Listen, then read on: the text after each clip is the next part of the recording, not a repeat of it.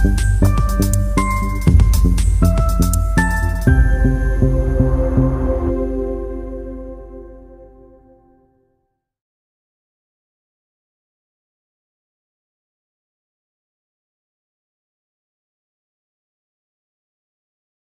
jadi masalah begini, Al-Quran berpikir bahwa beranak di situ maksudnya anak biologis. Nah ini makanya saya bilang kita nggak nyambung.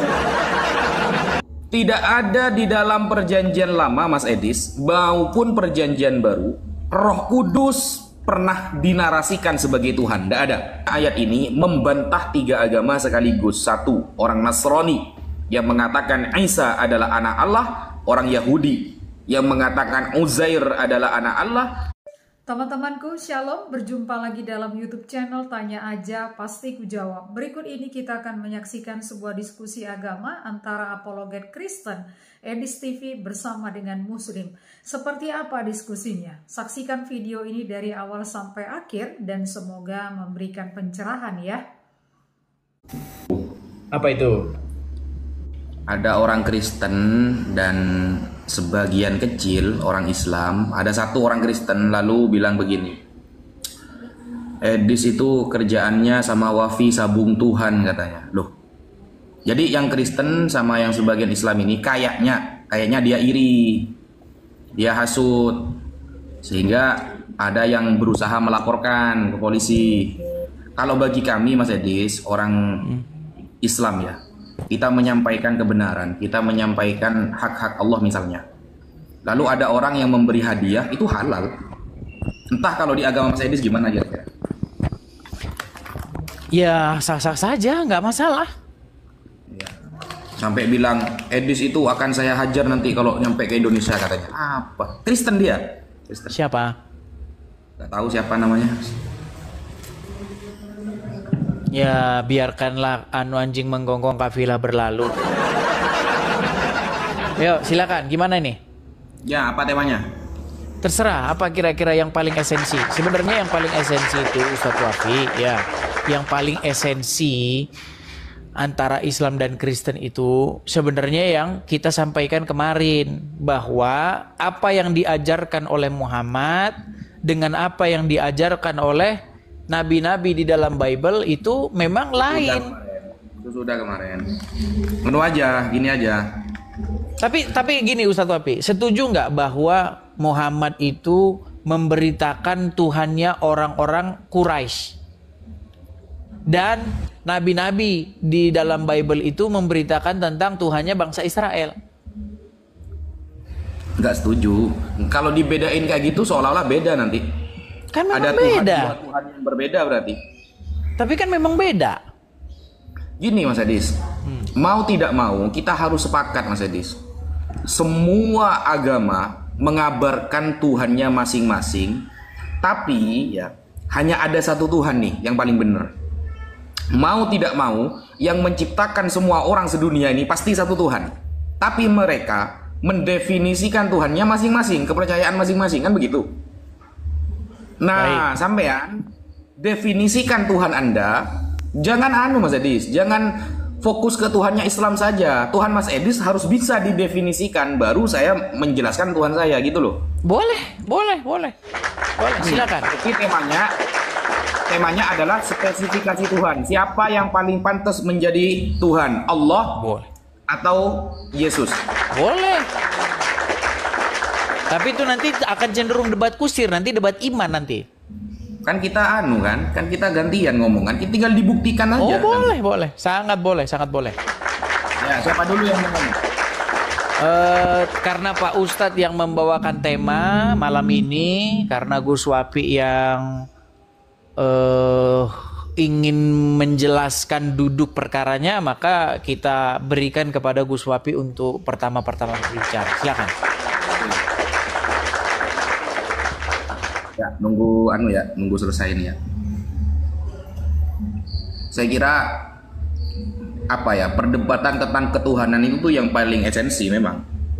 Jelas. Dan ya, saya bisa memastikan sudah jelas, baru nabinya juga nanti. Ya, dan saya bisa memastikan bahwa Tuhan yang dipromosikan, yang diberitakan oleh Muhammad itu bukanlah Tuhan yang ada di dalam Bible, seperti itu. Hanya saja mengait-ngaitkan diri. Seperti itu. Seperti yang tertulis di dalam surat Al-Ankabut kemarin. Sesungguhnya Tuhan kami dan Tuhan kamu itu satu. Bagaimana mungkin orang yang tidak punya hukum Taurat, orang yang berasal dari kaum pagan Quraisy mengatakan Tuhanmu dan Tuhan kami satu? Ini kan ya berat gitu loh. Mas Edis ini berpaham Trinitas nggak? Ya, tapi bukan Trinitas yang dijelaskan oleh orang-orang itu. Karena mereka menjelaskan Trinitas, ujung-ujungnya mereka jatuh-jatuhnya oneness juga. Enggak, coba jelasin dulu sedikit biar saya nyambung, biar saya nggak boleh, salah. nanti ada waktunya. Kita bicara doktrin sekarang ya, kita bicara doktrin. Saya jarang-jarang nih bicara doktrin. Karena banyak begitu, Gus Wafi. Banyak orang berbicara Trinitas, tapi ujung-ujungnya dia itu oneness gitu. Oh gitu. Itu. Ya, ujung-ujungnya oneness juga. Seperti itu. Ujung-ujungnya nanti berpaham bahwa Yesus itu adalah Bapa gitu. Padahal itu sudah paham yang sangat-sangat jauh menyimpang dari Bible, seperti itu. Yesus adalah Bapa. Oke, silakan Gus Wafi, silakan. Waktu diperenggan. Kita bicara doktrin ya sekarang ya. Ini temanya agak beda. Biasanya saya debat ilmiah, tapi kali ini kita debat agak sedikit doktrinal. Ya, silakan.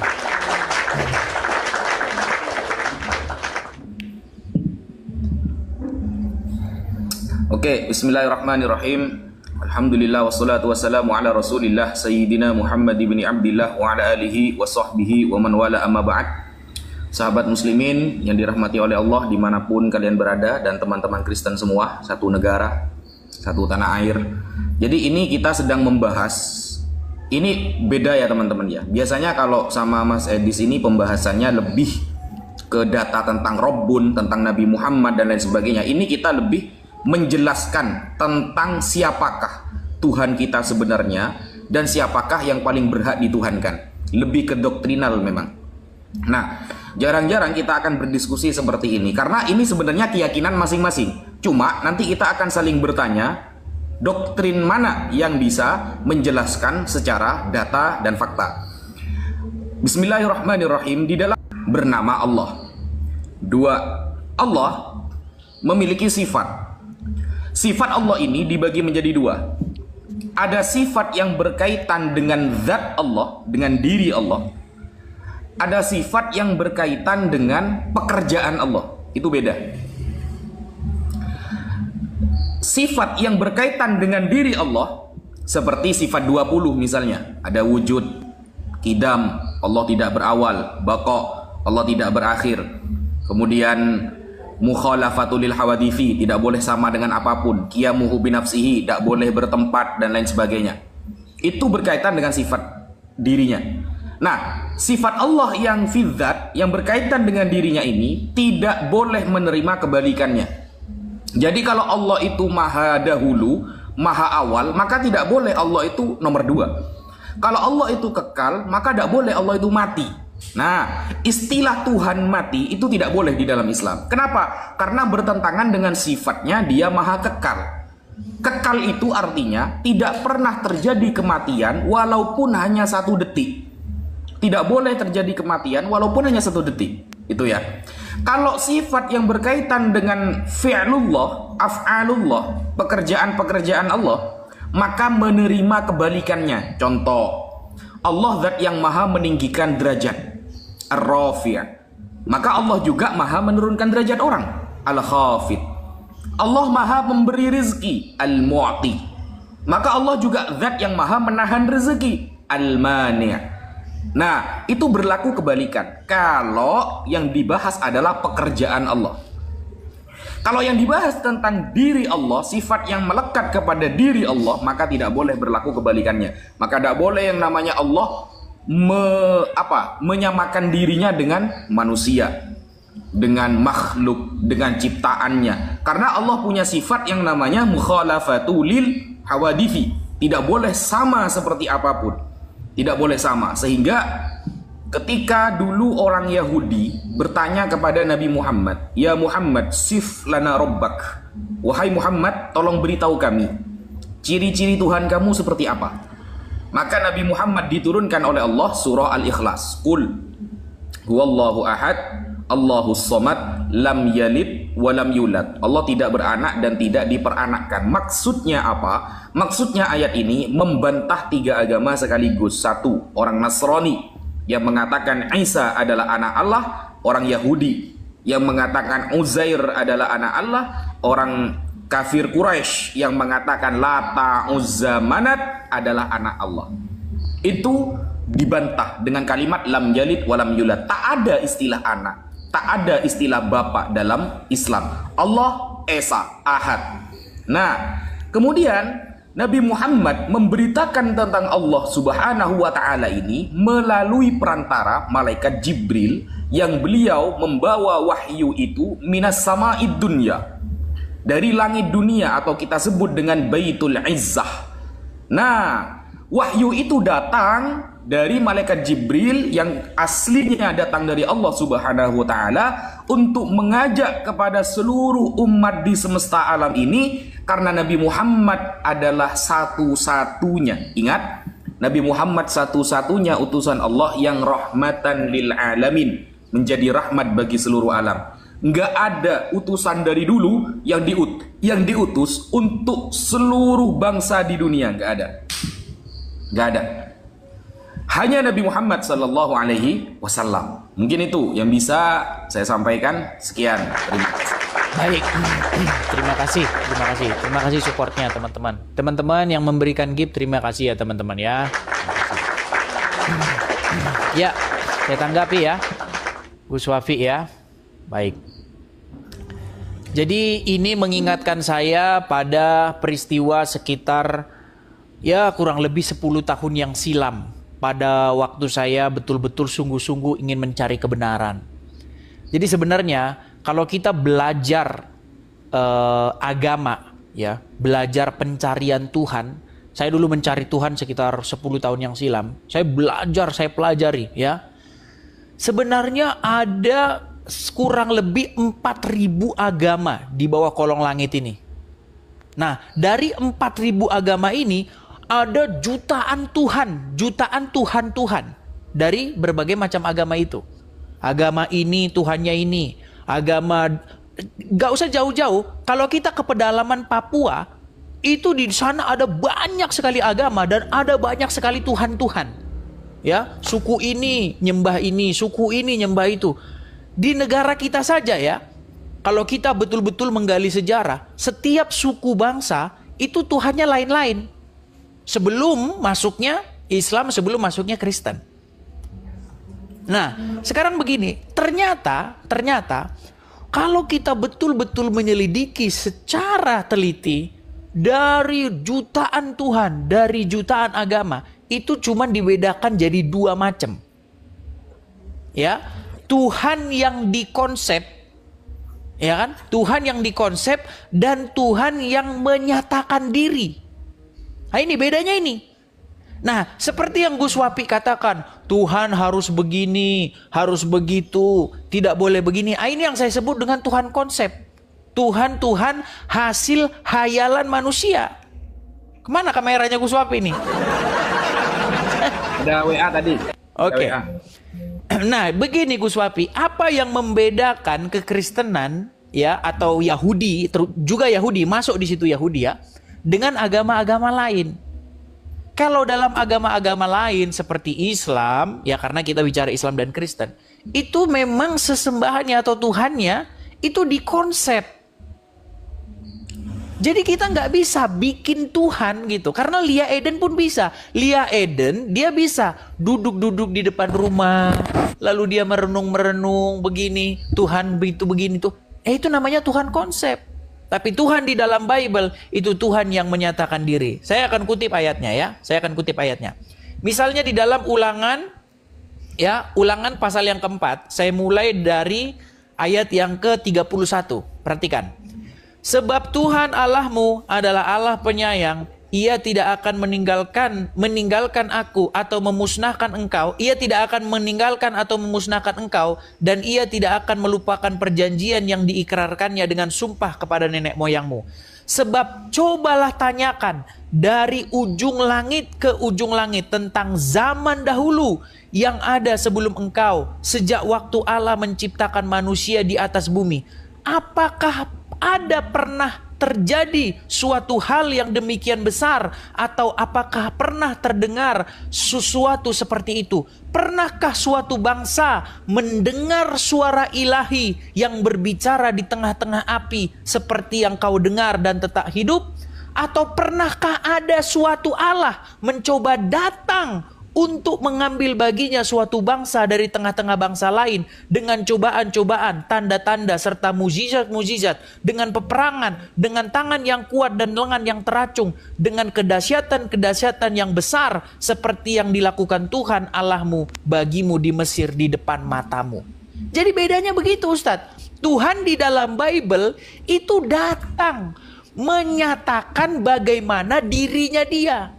Bagaimana dia membawa orang Israel keluar dari Mesir dengan mujizat-mujizat yang dahsyat, dengan tangan yang kuat dan lengan yang teracung. Semua bangsa takut dan gentar bahwa ada suatu bangsa keluar dari Mesir dengan tanda-tanda mujizat yang besar, seperti terbelahnya laut Teberau, ya, seperti bagaimana hukuman-hukuman yang dijatuhkan di tanah Mesir. Nah, finalnya itu adalah firman-Nya sendiri datang dengan perantaraan sang firman, yaitu anaknya Yesus yang menyatakan diri bagaimana sebenarnya ia itu. Seperti itu. Jadi bukan Tuhan yang dikonsep di dalam agama Islam. Tuhan harus begini, harus begitu. Ya, itu saya bilang, Tuhan hasil konsep. Duduk-duduk di bawah pohon pisang berhaluria tentang Tuhan. Jadi seperti itu. Itu saja untuk pembukaan, nanti akan saya lanjutkan. Seperti itu. Silakan, Ustaz. Terima kasih teman-teman supportnya. Oke, paham. Ini belum tanya jawab teman-teman ya. Masih menjelaskan keimanan masing-masing. Nah, sekarang saya akan mulai pertanyaan pertama. Baik, silakan. Bismillahirrahmanirrahim. Mas Edis tadi mengatakan Tuhan itu seharusnya tidak dikonsep, tapi yang menyatakan diri. Pertama, Mas Edis, di dalam Konsili Kalsedon tahun 451 Masehi, di sana dikonsepkan, ingat ya, dikonsepkan bahwa Yesus memiliki dua natur, natur ilahi dan natur manusiawi. Sebelum Konsili Kalsedon, tidak ada catatan Bapak Gereja yang menganggap Yesus punya dui natur. Tidak ada. Kalau ada, sampaikan satu saja kepada saya. Ada Bapak Gereja memiliki catatan sebelum Konsili Kalsedon bahwa Yesus memiliki dui natur. Separuh manusia, separuh Tuhan. Itu juga berarti Yesus pernah dikonsepkan sebagai Tuhan. Yesus dianggap Tuhan karena konsep, bukan karena ayat, bukan karena dalil, bukan karena data, tapi karena konsep dari perkumpulan bapak-bapak gereja pada tahun 451 Masehi, saudara. Pertama. Kedua, Trinitas.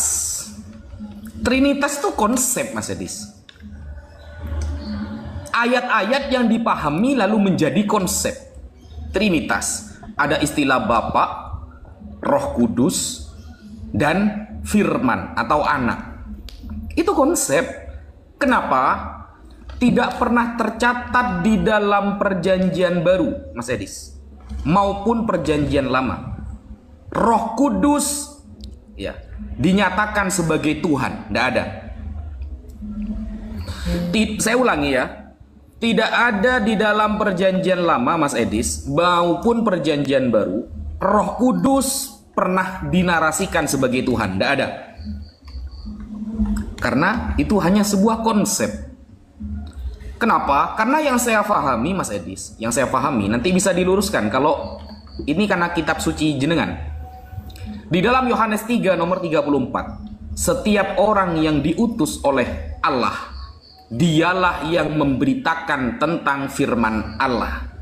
Oleh karenanya Allah akan memberikan rohnya tidak terbatas. Ingat, setiap utusan Allah dikasih roh. Maksudnya apa? Maksudnya penjagaan kepada mereka. Kenapa kemudian Yesus saja yang dituhankan? Seharusnya semua utusan berarti berlevel Tuhan, karena semua utusan dikasih roh, kan begitu. Tapi tidak pernah kemudian Allah menyampaikan bahwa Yesus adalah firman-Nya. Tidak ada itu, tidak ada. Kalau pemahaman teman-teman Kristen, pemahaman Yohanes, pada mulanya adalah firman, itu paham Yohanes. Paham Yohanes. Tidak pernah Allah mengatakan, Bapa mengatakan bahwa Yesus adalah firman-Ku. Nggak ada. Kalau sebagai utusan, oke, ada penjelasan dari Yesus sendiri. Dia sebagai utusan yang menyampaikan firman Allah. Tapi kalau dia adalah firman Allah, Allah tidak pernah ada pengakuan, penetapan tentang hal tersebut. Jadi itu yang harus dijawab, Mas Edis. Yang pertama, konsep tentang duinatur dalam diri Yesus. Konsep tentang duinatur, Yesus ini 100% Tuhan, 100% manusia. Itu pertama kali terkonsep dalam Konsili Kalsedon. Sebelumnya ada. Kalau ada, saya akan menyerah kepada pertanyaan ini. Kalau ada nih, sebelum Konsili Kalsedon, ada catatan Bapak Gereja memahami bahwa Yesus ini ternyata memang duinatur. Ada nggak? Nggak ada. Yang kedua, Allah tidak pernah menyatakan bahwa Yesus adalah firman-Nya. Yesus hanya menerangkan bahwa dirinya utusan yang menyampaikan firman, tapi bukan sebagai firman Allah. Maksimal Yohanes yang mengatakan Yesus firman, tapi tak pernah ada konfirmasi dari Allah bahwa dia adalah firman-Nya. Yang ketiga, yang perlu dipahami, Mas Edis, Trinitas itu adalah sebuah konsep. Trinitas, ayat yang kemudian dipahami sebuah konsep. Kalau kita merujuk kepada 1 Yohanes 5 nomor 7, Roh, Bapa, Anak yang menjadi saksi di surga, ternyata ayatnya palsu. Kan susah. Mungkin itu yang bisa saya sampaikan. Tafadhol. Baik. Ya, walaupun pertanyaannya tidak terlalu mengarah ya, tidak. Tapi nggak apa-apa lah. Kita jawab saja ya. Yang kita jawab yang penting-pentingnya saja, teman-teman. Oke. Jadi kita akan mulai dulu dari statement yang pertama ya. Tadi sayang 1000 sayang. Ini Gus Wapi tidak nangkep yang saya maksudkan dengan konsep. Begini loh Gus Wapi. Yang saya maksudkan dengan konsep itu adalah bahwa dia ya yang menjadikan langit dan bumi ini dikonsep. Dia itu seperti apa gitu loh yang saya maksudkan. Nah, di dalam Muslim kan dikonsep bahwa dia itu tidak beranak dan dia tidak diperanakkan. Iya kan? Seperti pernyataan Gus Wapi tadi pertama kan bilang begini, ada seorang Yahudi datang kepada Muhammad. Dia bertanya kepada Muhammad, tolong jelaskan bagaimana Robmu itu. Turunlah surat Al-Ikhlas. Qul huwallahu ahad, Allahu samad, lam yalid wa lam yulad wa lam yakul lahu kufuwan ahad. Ini yang saya bilang konsep. Walaupun sebenarnya ayat itu kan ada tendensi bahwa mengatakan bahwa dia tidak beranak dan diperanakkan. Nah, masalahnya yang jadi masalah begini. Al-Qur'an berpikir bahwa beranak di situ maksudnya anak biologis. Nah, ini makanya saya bilang kita nggak nyambung. Tidak ada di dalam Bible satu paham bahwa Yesus itu anak biologis. Gitu loh. Bahwa Bapak itu punya istri. Kemudian ada anaknya namanya Yesus. Nah, ini berat kalau seperti ini. Karena kan begini loh Pak Ustadz. Kita nggak mungkin bisa membahas sesuatu yang lawan bicara kita itu nggak paham dengan maksudnya. Karena Al-Quran itu memahami, paham Kristen itu maksudnya Tuhan itu, maksudnya Bapak itu punya istri. Ada tertulis di dalam surat Al-An'am ayat yang 101 itu kalau tidak salah. Dikatakan, Dia, maksudnya adalah Allah, pencipta langit dan bumi. Bagaimana mungkin dia punya anak padahal dia tidak punya istri? Gimana? Al-Quran mengatakan sebuah kemustahilan bagi Allah untuk punya anak. Karena apa? Karena Allah itu tidak punya istri. Memangnya agama Kristen memahami bahwa bapak itu punya istri, terus punya anak namanya Yesus? Ini kan gak nyambung. Seperti itu. Nah, terus kita ke masalah konsili. Begini Pak Ustadz ya. Banyak kan di luar sana itu tidak mengerti, ya, bahkan mereka tidak pernah tahu apa isi konsili tersebut. Tapi cuap-cuap aja. Coba, di mana hasil konsilinya itu? Coba dibacakan dulu dengan baik. Ya, sumbernya dari mana? Apa isi poin-poin konsili Kalsedon itu? Konsili itu bukan mengkonsep bagaimana Tuhan itu, enggak. Tapi konsili-konsili itu seperti konsili Nisea, konsili Kalsedon, konsili-konsili yang terjadi itu bukan mengkonsep seperti itu, tetapi bagaimana memikirkan posisi Bapa, posisi Yesus, dan posisi Roh Kudus. Bukan memikirkan seperti yang dikatakan umat Islam, bahwa dia itu harus begini, nggak boleh begini, nggak boleh begitu. Bikin Tuhan, membikin Tuhan. Karena yang bikin Tuhan itu terus-menerus ada, dan agama-agama baru terus muncul. Yang terbaru adalah Lia Eden. Lia Eden juga begitu, Gus Wapi. Dia duduk-duduk di depan rumahnya, melamun-lamun, baru dia bikin Tuhan. Nah, ini mohon maaf ini. Di dalam agama kami, apa yang dilakukan oleh Muhammad, mohon maaf, memang seperti itu juga. Muhammad membuat Tuhan baru yang, mohon maaf, dikait-kaitkan dengan yang ada di dalam Bible. Sementara dia memberitakan Tuhannya orang Quraisy. Begitu loh. Makanya sekarang pertanyaan baliknya kepada Anda. Pernahkah ada di dalam Taurat, di dalam Injil, ada Tuhan bernama Allah? Gak pernah ada, Gus Wapi. Itu muncul sejak zaman Muhammad saja. Tuhannya orang Quraisy yang dipromosikan oleh Muhammad yang bernama Allah. Jadi nanti tolong dijawab pertanyaan saya Gus Wapi biar kita ada imbal balik. Coba tolong dijawab, di mana ada di dalam Taurat dan Injil Tuhan bernama Allah? Silakan, seperti itu. Silakan.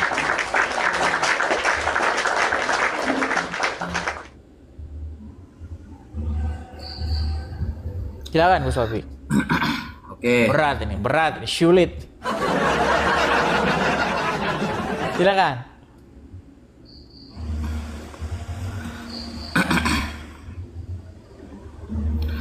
Oke, bismillahirrahmanirrahim. Saya kira ada jawaban, teman-teman. Ternyata ya seperti itulah ya. Setiap kita memberikan pertanyaan, tak ada satupun jawaban yang mengena gitu loh. Nggak ada. Saya kira dia akan menjawab pakai data, ya, pakai data. Ini loh, konsili itu seperti ini. Hasilnya seperti ini. Ada datanya. Datanya di website kah, di apakah, terserah. Saya kira, ya kalau cuma isinya framingan Mas Edis, mohon maaf Mas Edis. Kalau cuma isinya framingan itu, kuping saya sudah tebal dengan framingan Anda Mas Edis. Nggak mempan itu. Saya mencari-cari dari tadi ya. Saya mencari-cari mana jawabannya ini, kata saya. Jadi begini Mas Edis, konsep itu apa? Ini ya, kita buka kamus bahasa Indonesia lah ya. Apa konsep itu Mas Edis? Gitu loh. Bedakan, kalau sudah tertulis dalam Al-Quran, sudah dinyatakan oleh Tuhan itu sendiri, ya, dengan sesuatu yang menjadi ide dari pengikutnya, itu bedakan Mas Edis. Ini konsep ini ya, ini kamus bahasa Indonesia ini Mas Edis. Masa gak paham sih? Ini ya, konsep adalah ide atau gagasan abstrak yang digunakan untuk memahami. Lah kalau sudah tertulis dalam Al-Quran ya bukan konsep. Ini ide atau gagasan abstrak ya yang digunakan. Kenapa dikatakan abstrak? Karena bukan berasal dari Tuhan itu. Yang digunakan untuk memahami sebuah aspek-aspek yang ada pada diri Tuhan, gitu loh. Trinitas itu namanya konsep, Mas Edis. Sampai buka ya di semua referensi, Trinitas itu namanya konsep, gitu loh. Ini konsili. Konsili ini bukan konsep katanya. Bukan konsep katanya. Ini ya. Konsili adalah pertemuan para uskup gereja untuk membahas ajaran iman, kesusilaan, dan tata kelola gereja. Kita kasih contoh. Konsili Nikea misalnya. Konsili pertama. Yang merupakan konsili ekumene pertama dalam sejarah gereja Katolik. Konsili ini menghasilkan syahadat Nikea jediar. Ini menghasilkan syahadat Nikea yang dulunya nggak ada, menghasilkan apa lagi? Doktrin Kristen diar. Selamat datang di kebenaran. Jadi ada konsili baru ada doktrin. Konsili itu adalah isi untuk menciptakan sebuah doktrin Kristen pertama yang dianut oleh seluruh umat Kristen. Ini namanya data, Mas Edis. Jadi apa namanya? Konsili itu memang menciptakan sebuah doktrin, ide, gagasan untuk memahami bahwa contoh di konsili Kalsedon, Yesus itu tidak pernah dikabarkan dalam Bible bahwa dia separuhnya Tuhan, separuh manusia. Gak ada, Mas Edis. Gak ada di dalam Bible itu bahwa Yesus itu 100% Tuhan, 100% Allah. Gak ada. Gara-gara ada konsili Kalsedon ada seperti itu, Mas Edis. Makanya pertanyaan saya ini dijawab pakai data, Mas Edis. Kalau cuma hanya framingan gak nyambung, telinga saya sudah tebal dengan framingan itu, Mas Edis. Kenapa? Karena itu hanya dibuat untuk sponsor agar Anda tidak punya jawaban. Gitu loh. Seharusnya Anda bawa data ini loh. Data bahwa sudah tertulis di dalam tulisan bapak-bapak gereja terdahulu sebelum konsili Kalsedon bahwa Yesus memang memiliki dui natur. Hasil konsep itu, ide itu, gagasan itu baru ditemukan ketika konsili Kalsedon. Sebelumnya nggak ada itu. Itu konsep namanya. Ide atau gagasan orang-orang penganut Kristen ini terhadap Tuhannya sehingga menjadi Trinitas. Trinitas itu nama konsep. Sampai buka semua data itu namanya konsep Trinitas itu. Kenapa? Karena tidak pernah ada di dalam Bible bahwa Tuhan itu harus 3-1, 1-3, 3-1, makan 3 bilangnya 1. Nggak ada. Itu konsep itu namanya. Pahami definisinya dulu, baru konsili itu apa, menghasilkan doktrin apa, itu namanya konsep, saudara. Gitu loh. Lalu pertanyaan Mas Edis, apakah ada? Loh, tadi yang Edis baca Keluaran 4 nomor 31, coba baca. Ya, waktu habis. Allah tulisannya. Sudah habis. Allah, bukan waktu sudah habis. Waktu sampai lupa dia. Puji Tuhan, kita sudah bersama-sama menyaksikan serta mendengarkan bagaimana diskusi agama antara apologet Kristen bersama dengan Ustadz di dalam video tersebut. Dan di dalam diskusi tersebut, Pak Ustadz mengatakan bahwa Edis TV telah menfitnah. Namun hal ini tentulah tidak benar, oleh karena tentunya Edis TV sadar betul dan mengetahui betul bahwa tidak baik ataupun tidak boleh seorang percaya mengatakan sesuatu yang tidak benar atau yang tidak sesuai dengan fakta. Oleh karena firman Tuhan sendiri mengajarkan kepada setiap kita orang percaya agar selalu berkata ya jika ya dan berkata tidak jika tidak, sebab sesuatu yang lebih daripada itu berasal daripada iblis. Jadi teman-teman, kiranya melalui video ini setiap kita bisa belajar dan semakin memahami wawasan yang lebih luas di dalam berbagai akan diskusi ataupun perdebatan agar kita lebih bertindak hati-hati dan berkata benar di dalam segala situasi dan waktu. Tuhan Yesus memberkati.